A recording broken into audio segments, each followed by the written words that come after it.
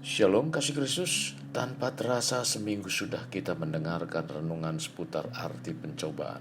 Dan hari ini kita mengakhirinya, di mana harapan dari apa yang disampaikan dapat menghasilkan iman yang radikal dalam pengiringan kita pada Tuhan. Mari tetap melekat dalam Tuhan melalui renungan hari ini, agar melalui renungan ini kita semakin dibawa untuk menjadi dewasa rohani, sehingga siap menjadi mempelai wanitanya. Kita berdoa. Bapa, pimpin kami untuk mendengarkan firman-Mu, agar Roh-Mu yang kudus mengurapi kami semua, sehingga kami semakin dalam pengenalan kami kepadamu Tuhan.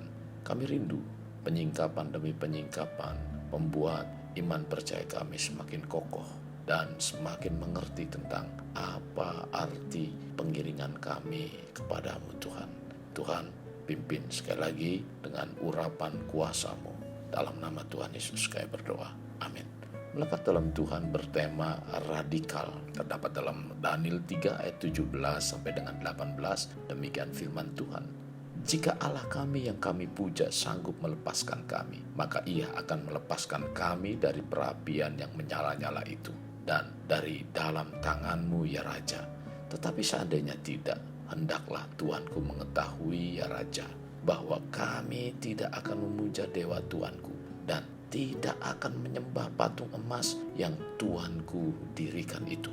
Kita dalam mengiring Tuhan banyak mengalami tantangan dan pencobaan. Dalam menghadapi pencobaan tersebut, kita tahu bahwa semua yang kita alami tidak melampaui kekuatan kita.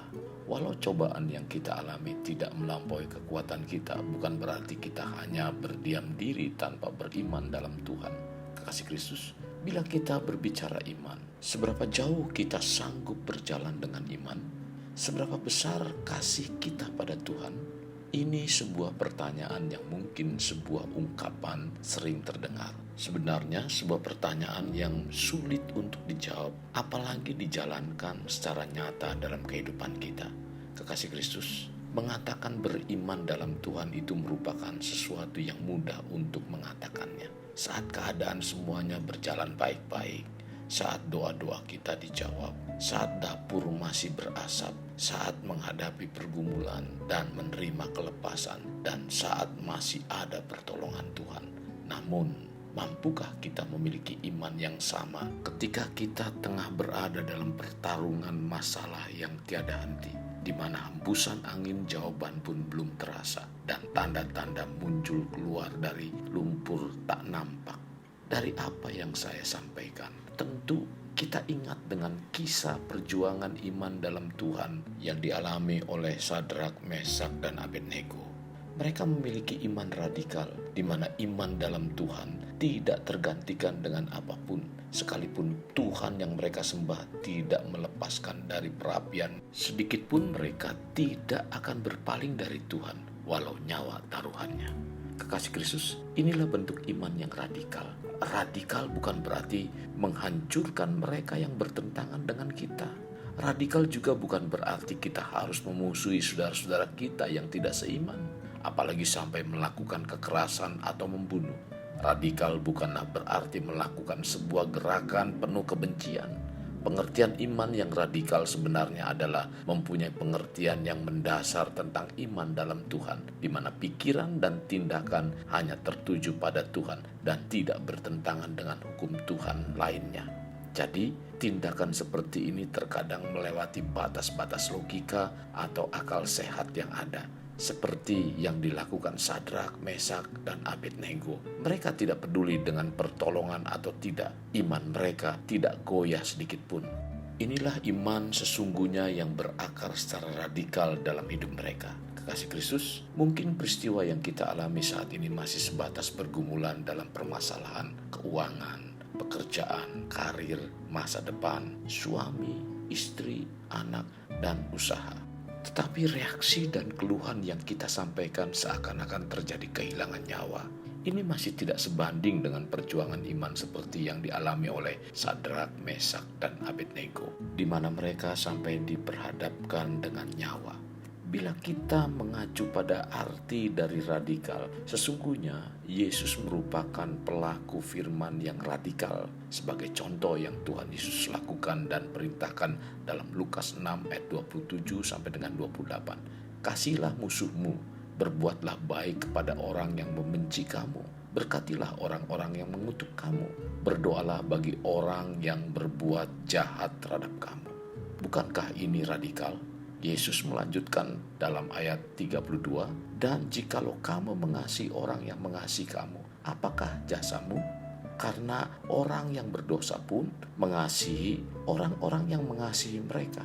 Keradikalan pengajaran Yesus ini selain hendak menjernihkan persoalan, ia hendak menaikkan standar moral.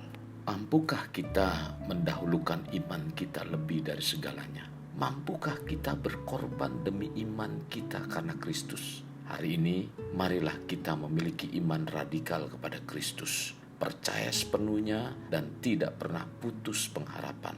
Ketika pertolongan Tuhan belum tiba pada kita, janganlah tergesa-gesa meragukan kemampuan Tuhan, apalagi sampai meragukan keberadaannya. Jika kita merasa belum mendapat jawaban, jangan putus asa dan tetaplah pegang janji Tuhan dengan iman yang penuh. Marilah miliki iman yang radikal dalam Tuhan. Jangan khawatir, sesungguhnya kita akan dimampukan oleh Tuhan bila kita mau berjalan bersama dengan Dia. Karena bukan kekuatan kita, melainkan kekuatan Tuhan yang ada dalam kita. Iman radikal adalah mematuhi Tuhan dengan serius, bukan karena apa yang dapat Dia lakukan, namun semata-mata karena mengasihi Tuhan sepenuh hati. Kekasih Kristus, jadikan hidup kita untuk lebih bermakna. Membangun pribadi bermakna dimulai dari pribadi kita. Kita berdoa.